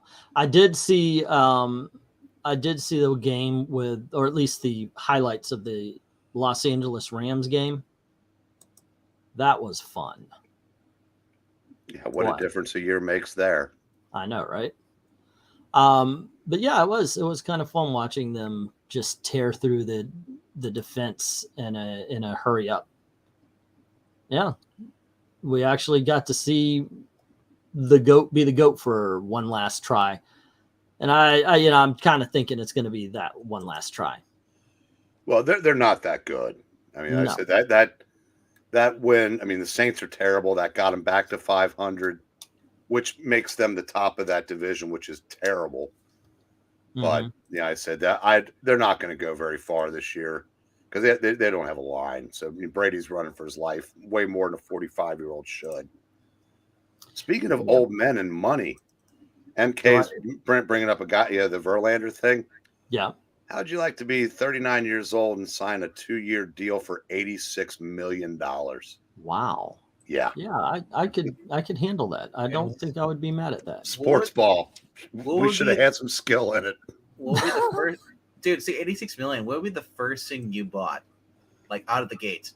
Like you got the money, it's in your account. What do you do? Honestly, the first thing I would buy is probably some sort of dinner. As I talk to Gail about what we're going to do with $86 million. So you wouldn't be like Action Comics #1 right away? Oh well. See, now you're saying what you said the first thing. And the first thing I would do would be like, I'm not consulting Gail. I'm going to get in that comic book. The first thing, if you got 86, the first thing you'd probably do is like put gas in your car so you could go and buy stuff. Like you talk about the first thing you're going to buy. No, actually, Gail actually got onto me because we were talking about that. I said, yeah, I'd probably, like, if I won the auction, I already have a plan. And I'll just tell you this. If I won the lottery, one of the things I would do is I would go to the comic shop and I would buy their wall books. And that would be the auction. And only people with a blue wrench would be able to bid. And everything would be starting at 50 cents. And if you did actually bid on something, then you would get an envelope in whatever box is being sent to you, and in that envelope would be a slab comic. That is actually what I told Gail I would do. Because of course we know we're going to get the mansion. You know, what is it? I'm Elmer J. Fudd. I own a mansion and a yacht. Yeah, we're going to get the mansion and the yacht. But that's actually what I told her to do. I'd say thank you to everybody by having this auction that only the blue wrenches can be a part of. And at the end of it, they'd also be getting this surprise comic. And I would make sure that that Eric got his Silver Surfer #4, that Maranya got her Iron Man #1, and that Venkman got whatever makes Venkman happy and that, you know. I'm guessing Vampirella #1, the magazine. Vampirella #1, yeah. Actually, it's more as hookers and cocaine. I'm easy to man. You could. Okay. Well, I figured if nothing else, that you could put me, Venkman, and Maranya on the payroll. As long as we're fantasizing. Are you kidding me? We'd all be on the same payroll and be like, here, $5, split between you guys. First of all, Austin, you've never been on one of the auctions, so no. No, it would just be something I would want to do that. And I also told her, now if you're talking about what crazy thing would I do, I said, well, you know, obviously we want to move to the coast, so we would, because we're in Central Florida, I want to move to the coast so I could tell you, fuck you, hurricanes a little bit more.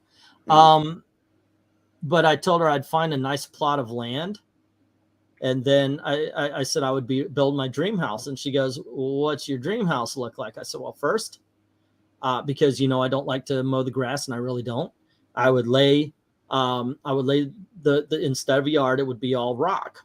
And I said, what I would want is I would want to be able to host our families. So in the front, I would like a building with about 9 rooms that people could stay in when they come to visit. And we'll actually have a central room for people to meet up in, but it'll be like that. And then it'll be nine extra rooms. And in the back, I would like either some action figures, some statues, or maybe even some stuffed birds. I said, then right behind that building where we like our guest house, which will be up in the front, I want to build a small hill. And on top of that hill, I want to put a 2-story house with a stairway. I want a basement off to the side. And I want to make sure that we have a room up at the top with 2 windows. We've got on the bottom, we have the kitchen that goes around. And she goes, we're not building the Psycho house. I was like, no, I think we will be. Because that's my plan. Give me the Scrooge McDuck mansion, or I can just dive in the money. Yeah, but yeah, I told my wife I wanted to build the Bates Motel and the Psycho house, and that's what I want to live in.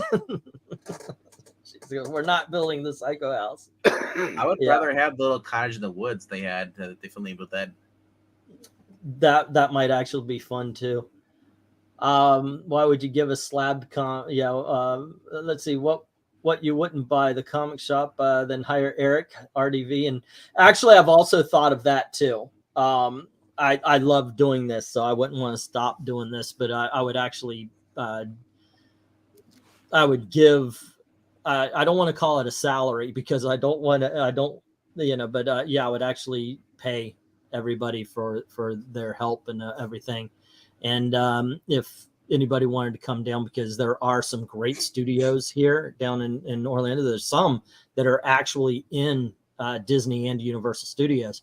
And I thought it would be fun to host it, or to build in a room in the house, a studio that we could all get together and do the show where we're actually in the same room. Obviously not forever. I mean, let's face it. We got a Wisconian and a Kentuckian. I don't know how they would feel about coming down and actually live, but anytime you wanted to come down, put you up and we'll actually do shows. But yeah, I actually thought about that as well. I don't have a lot of crazy dreams at this point. 52 years old. Other than travel, I just don't have a lot of those crazy dreams anymore. I would start a safe haven for all abused donkeys. Keep them away from Engeltine, the ones that are survivors. Oh, well, I would definitely start I would have stables. Yeah. No, I think I would actually consider, if I won something like that, consider going to Florida, because just my lifelong best friend lives down there. Well, thank you.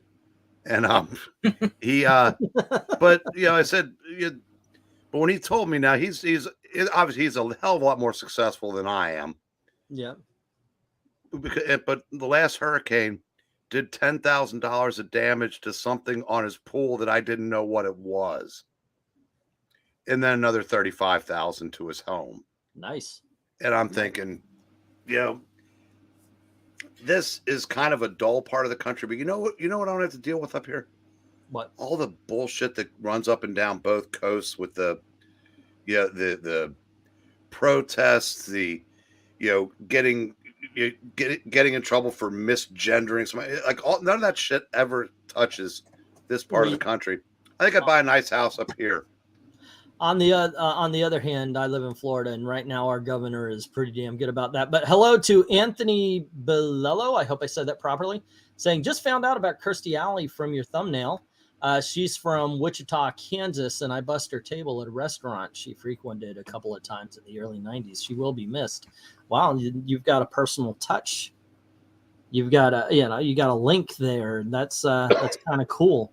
Obviously, as geeks, I brought it up a couple of times. We know her from Star Trek mostly. Cheers, I would have to say, for a lot of the Cheers is what I know her best. Cheers and Look Who's Talking. And there's a handful of movies that I've enjoyed her in. Just with my I watch everything. What can I say? Or at least most things these days.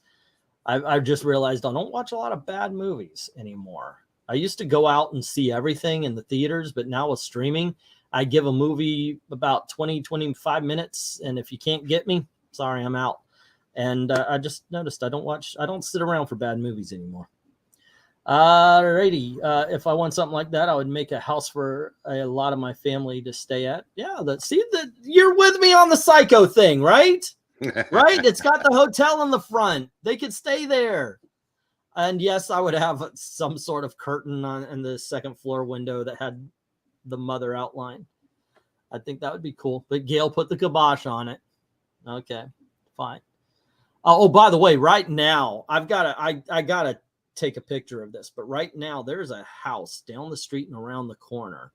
It looks like a cartel house, and it's for sale. And I wish I had the money to get it, because I truly believe that if I bought that house, I would find a stash of cocaine or money. This is, it is huge. It's probably like if you drive down a normal street and the houses are like normal, it's probably about 6 wide, and it's 2-story, and it kind of looks almost cathedral-like, and it has about 50,000 statues in the front. and they're all like white marble looking and everything. And I every time I drive by, I'm like, holy crap! I'm surprised I'm not seeing armed guards out front. You know, it's definitely a cartel house, and it's for sale. And I want to buy it just to see what it looks like on the inside. Yeah. Let's see. Can I get a live stream of a tier list of the DC animated movies tier list? Yes. Okay. Yes, I know. I've put off the DC movies tier. I will get to that. I will get to that. I promise. Coming up though, if we do tier list, it we'll be doing a lot of top 10s and such, and talking about the best and the worst of the next year, the last year, and so forth and so on. We do have to finish the Batman stories. Eric, when are you available for a tier list? Tomorrow or Thursday. Tomorrow or Thursday. All right. At least I think I am. Okay. We'll get together either tomorrow or Thursday, and we'll finish up that. Dude, there was a crack house here. They renovated, looks like, what do you call it? Southern countryside home. Beautiful. Wow. You got a fancy crack house. All righty. I remember A Bunny's Tale with Kirstie Alley. The movie was educational. Okay.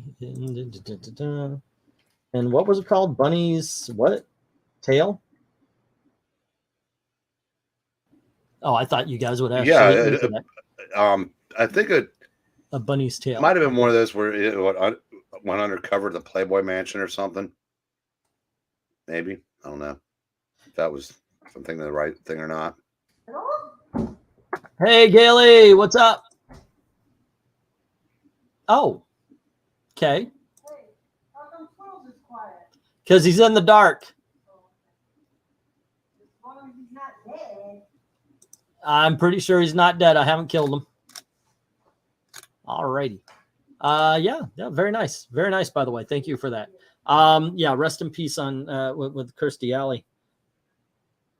Let's see. Here in Idaho, we have a huge castle house. Man, I got right around the corner. There are some freaking huge houses. By the way, there are some houses right, not right down the street, but down the street across, and that look, because they're on a lake and they're these colonial, almost, they look like southern plantations, and they're on this lake. They look like the house. I don't know if you ever played a game called Left 4 Dead, but in Left 4 Dead 2, there was this level where you go into a southern mansion, and it looks just like that. Every time I drive by, I go, wow, that's a house for a zombie apocalypse. That would be really cool. Gloria Steinem went to work as a bunny for an article she was doing. Oh, I saw the commercial for Cocaine Bear. Looks wild. Looking forward to that. So the bird is Phoenix. He hasn't died today. He will, and he'll come back. That being said, my wife is here, and I would like to actually say hello. We've been on for 2 hours. So why don't we make a plan for Thursday there, Eric, and we'll finish up the Batman story tier list. Coolest? All right. There we go. All right. I'll give you 2. There we go. All right. So yeah, join us for that. Tomorrow we have on Geeky Puppet Show, they're going to be talking about cool comics that are coming out on Wednesday. Then on Wednesday, they're going to talk about the cool comics they bought. And then Thursday, they'll talk about what a disappointment the books they thought were going to be cool turned out to be. Yeah. So oh no, wait, that'll be me. In the meantime, I might do some stuff, and I think I really do want to record and post these videos. I'll probably do that on Old Man Comics, which is in the description below. I don't know why I do this, because basically I'm pointing to my desk. I don't know why. A lot of people do that. Hey, it's down below. All right, there you go. But down below is Eric. So there you go. All right, kids, thank you very much for hanging out with us. I hope you had a good time. No. All right. So anywho, yes, the world needs more Fat Albert. We were taught how to be good people by a guy who roofied his dates. That is what makes Gen X cool. All right. So anywho, once again, thanks for hanging out with us. And as always, thank you very, very much for watching. Have a good night. Good night, kids. Later, people.